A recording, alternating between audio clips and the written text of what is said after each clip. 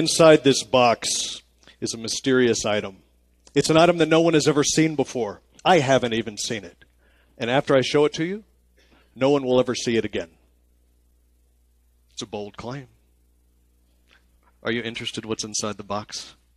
What's your name? Chris. Chris wants to know what's inside the box.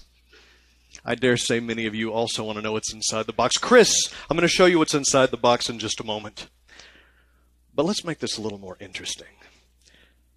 I tell you what we'll do.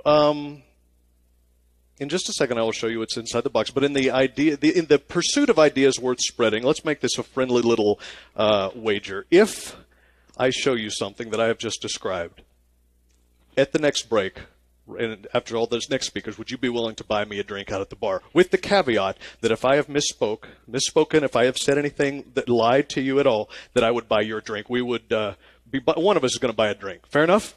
Fair little. All right, very good. Inside this box, I have a peanut in a shell. If I actually take the actual nut out of the shell, Chris, nobody's ever seen this nut before. Not even me. And now that you've seen it, no one will ever see it again.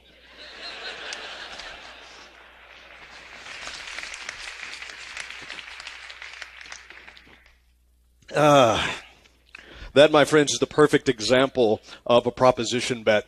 Now, some of you would call that a bar bet, and it is, but technically it's called a proposition bet because the hustler or the con artist makes a bold or outrageous claim. He then draws you in and makes you think about what he's claiming, maybe even doubting what he's saying that he can do. And then he does exactly what he was saying he was going to do because he has some sort of obscure or specialized knowledge that you don't have. They call it the hook, the line, and the sinker. So what we're going to do over the next few moments is I am going to share with you the psychological aspects of a scam. You see, a con artist or a hustler is really just a street psychologist. They understand how to manipulate a situation so that you are willing to take your wallet out of your pocket and put your money down on what appears to be a sure bet. So, as I said, I'm going to describe to you, I'm going to explain to you what draws you in, what entices you to take action, and what ultimately will empty your bank account. Again, it's called the hook, the line, and the sinker. So let's take a look at the mysterious item inside the box. The hook. I come out and claim, bold claim, there's an item inside this box no one's ever seen before, and no one will ever see again. The line. I let you think about it for just a moment. I even go so far as to make you maybe doubt a little bit about what I'm claiming. And then I suggest perhaps a friendly little wager. And the sinker, I do exactly what I said I was going to do. And I collect my winnings. And by the way, if you want to buy me that drink, that will be totally fine with me, actually. But of course, none of us would ever actually fall for a scam, would we? I mean, we're all too intelligent for that, right?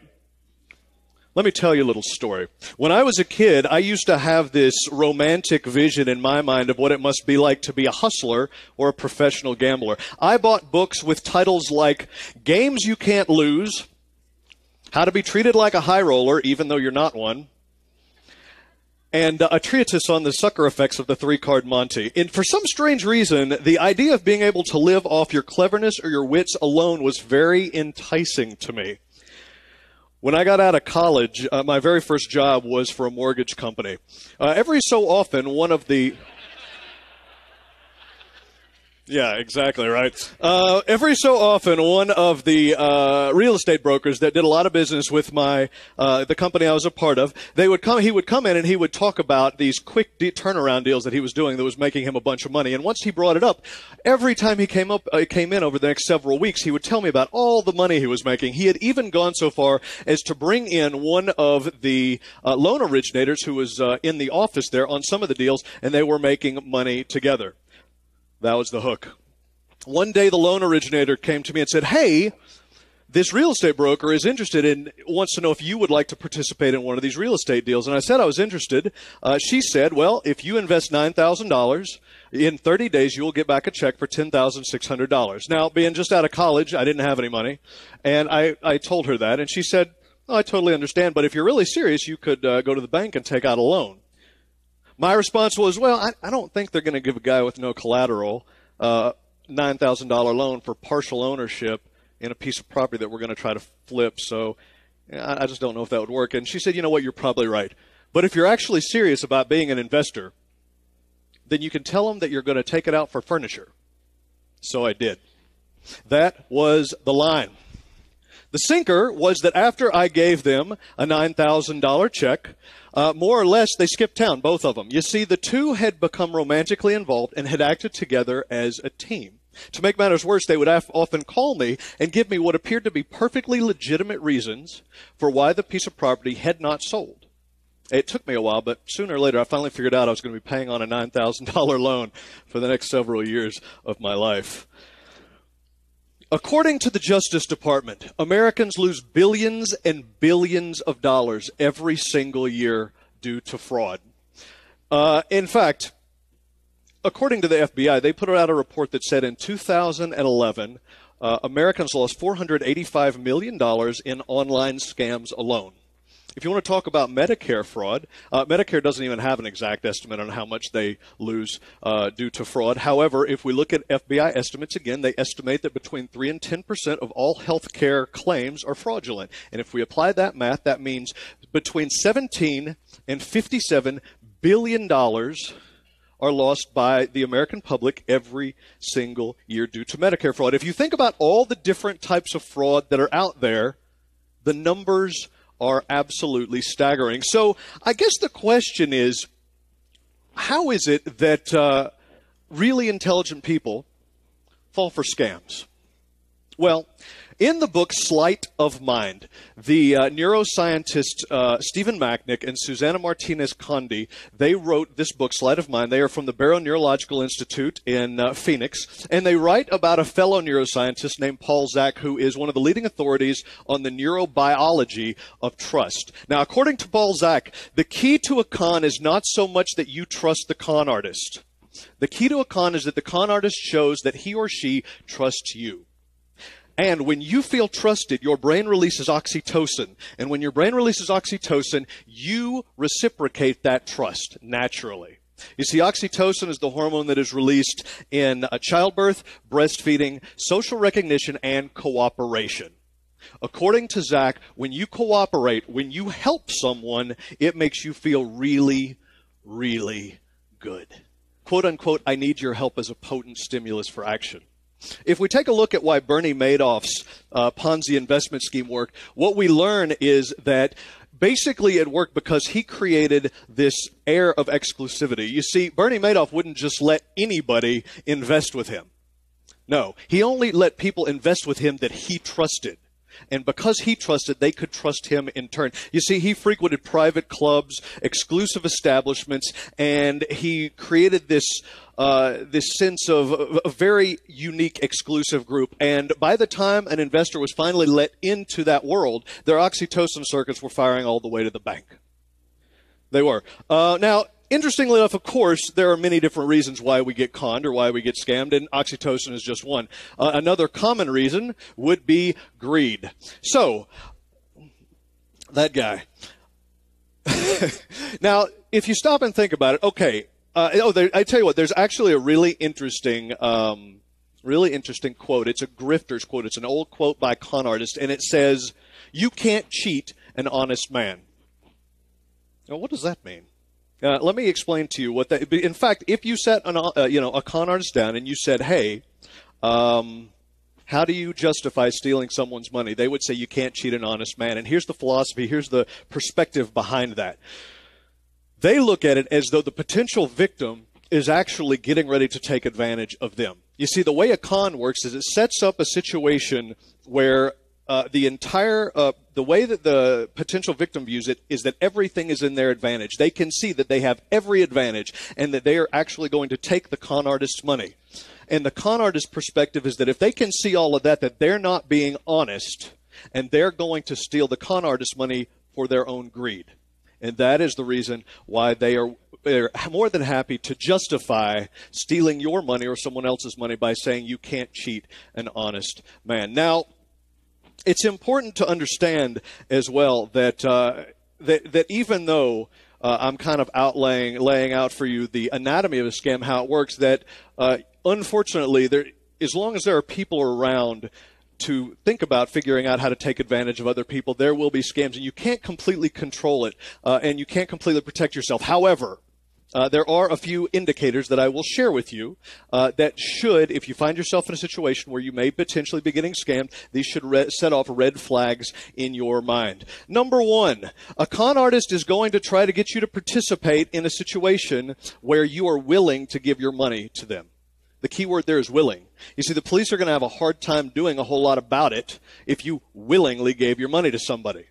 Number two, again, like I said a moment ago, they're going to create a situation that gives you an unfair advantage over everybody else, and they're going to try to get you to take advantage of the unfair advantage. Consider this example. You probably aren't going to go to the police and tell the police that, hey, I was part of a local crew of people who were cheating at a card game, but somehow we messed up the cheat and I lost all my money. Number three, they use a partner. And sometimes they use numerous partners, but they always use a partner to act as your confidant. There has to be someone when you're on the fence who says, oh, I did it, or they're willing to put their money out there and bet or invest or whatever. So if you see other people doing it, that is a very powerful reason for, hey, if they're doing it, I should be able to do it too. And also, lastly, time sensitive. They're going to create this picture for you that is a picture of a perfect situation. And then they don't want you to think about it too hard, because if you step away and use your critical thinking, you may decide not to participate. So they're going to create a situation where you have to act immediately.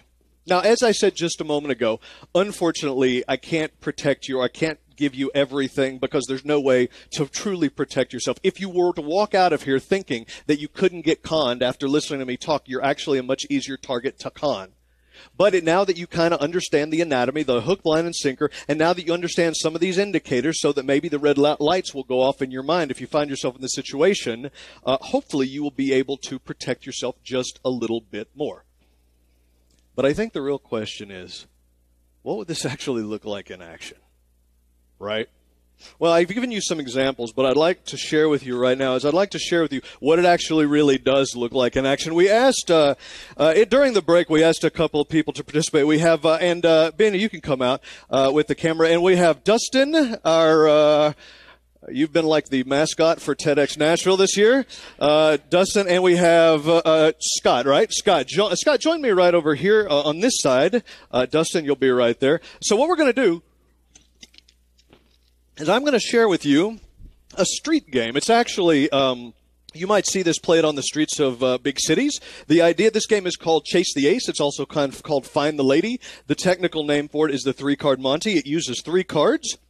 And the 2 of those cards are similar. 1 card is different. The different card is called the Monty card or the money card. Okay, that's the one that you want to bet on if you were to put your money down. So I'll just kind of explain how this might actually work in action. So, in fact, what they would probably do is they would probably draw you in with a nice little rhyme, and it might sound something like this. Inky dinky parlez-vous, I'll tell you what I'm gonna do. A little game from Hanky Poo. The joker's for me, the ace for you. Ladies and gentlemen, step right up and learn the secrets of the ancients. Now, I'm going to leave out that snappy line of patter because I don't want to confuse anybody, if you know what I mean. So, what we'll do is I'll show you how this might work if you're walking down the street. If you're walking down the street, the guy might always toss the exact same pattern. It would be simple, it would be methodical, it would be slow, so that you could always follow what's going on. The moment you stop and take your wallet out of your pocket, he's going to change the pattern. Do you see how it changed? Does not affect where the ace goes, but the pattern itself does change. Now, in order to get you to actually bet, in order to get you to actually participate, he has to be willing to let you win. If you win on a small bet, you'll take the big money out of your pocket a little bit easier. So, Dustin, will you help? All right, Dustin, here we go. I'm going to let you win this one. Give you a little hint there, Dustin. Dustin, which one of those cards is the ace? Very good guess. Dustin, you win. All right. All right.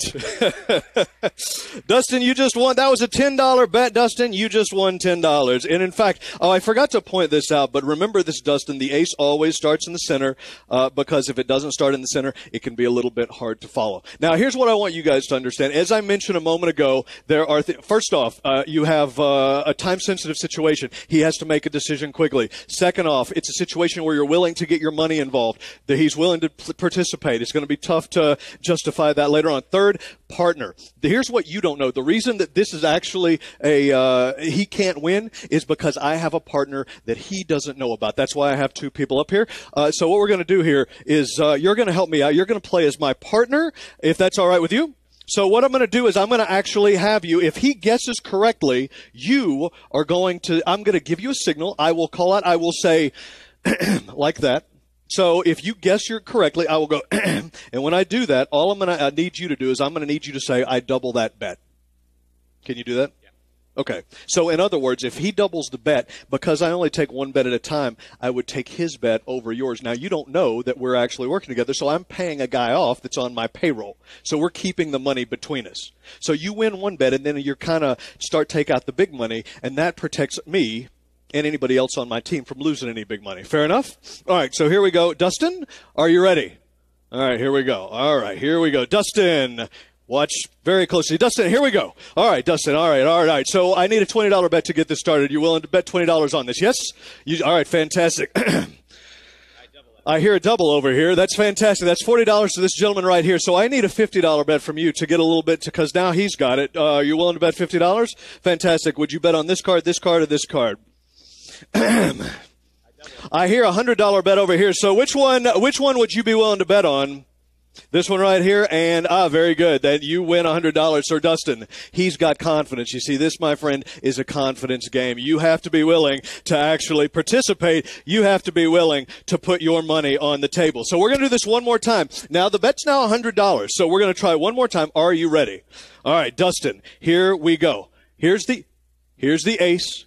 Okay, so here we go. You understand the situation, yes? So you're ready. All right, so here we go. All right, Dustin, pay close attention. Just like so. I will go like this. I will go like this. I will go like this. I will try to confuse you just a little bit. I will make this very easy. Dustin, $100 bet to you. Are you willing to bet $100? I hear a double over here. That's $200 to this gentleman. Now, the only way you can actually win this game is if you come up with more money than the partner's got, because then he can't double the bet. So you got 100 on it. I don't even know. You probably don't have $100, do you? That's okay. I tell you what, I'll get you some more investors. We've got a $100 bet here, and I've got a double over here. So I need. Would you be willing to put a 50 on it? So we're trying to get a 50. All right, now I got 150. Could I get a 50 from you? Maybe add in. Yes, another 50. So that's 200. Let's add in one more. Can I get 100 from you? Fantastic. I like that. No, absolutely not. That's very good. So now it's a $300 bet. But Dustin, even though you've got a lot of people participating here, only one person actually gets to pick the card. So Dustin, your choice. This card, or this card. Pick it out. Hang on a second. Oh, wait, there's a bend in that card. Do you see that bend right there? That's weird. I think, all right, you know what? I'll take your bet anyway. And when I say I'll take it, I mean I'll take it. That, ladies and gentlemen, is the three-card Monty. Thank you very much. Give them both a big round of applause.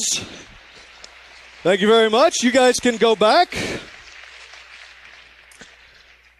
So here's your takeaway, the final thing for you to remember. If you find yourself in a situation that appears too good to be true, it probably is. Thank you, guys. My name is Jason Michaels. Have a great rest of the day.